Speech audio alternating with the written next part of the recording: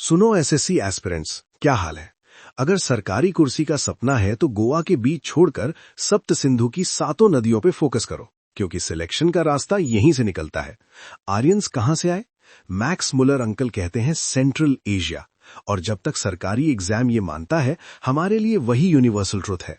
अब इन नदियों के पुराने नाम रट लो, वरना एग्जाम हॉल में एरर 404 दिखेगा। झेलम को वितस्ता, चेनाब को असिकनी और रवि को परुष्णी कहते थे। इसी परुष्णी नदी के किनारे किंग सुदास ने 10 राजन वॉर में 10 राजाओं को अकेले धो दिया और रिवर चैंपियन बन गया। लिटरेचर की बात करें तो ऋग्वेदा असली ओजी है, जिसमें 1028 हिम्स और 10 मंडलास का पूरा डेटा पैक है। इसके थर्ड मंडला में गायत्री मंत्र है और 9th मंडला तो पूरा सोमा के निराले नशे को डेडिकेटेड है।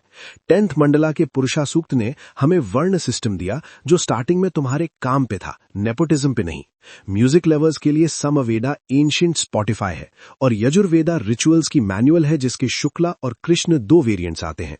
अथर्ववेदा तो मैजिक स्पेल्स और मेडिसिन का पिटारा है। एडमिनिस्ट्रेशन का लॉजिक सिंपल है, सबसे छोटी यूनिट है कुला, फैमिली, फिर ग्रामा, फिर विस और सबसे बड़ा जना, ट्राइब। पॉलिटिक्स में सभा एल्डर्स का वीआईपी लाउंज था और समिति आम जनता का ओपन माइक। इकोनॉमी में बिटकॉइन नहीं, काओ असली वेल्थ थी, जिसे अघन्या यानी नॉट टू बी किल्ड माना जाता था और अमीर आदमी को गोमत कहते थे। अर्ली वैदिक में आयरन का नामो निशान नहीं था, सिर्फ कॉपर यानी आयस चलता था।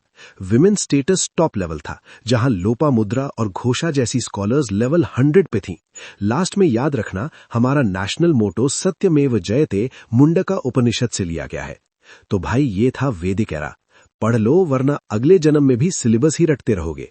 सत्यमेव जयते बोल के सब्सक्राइब ठोको।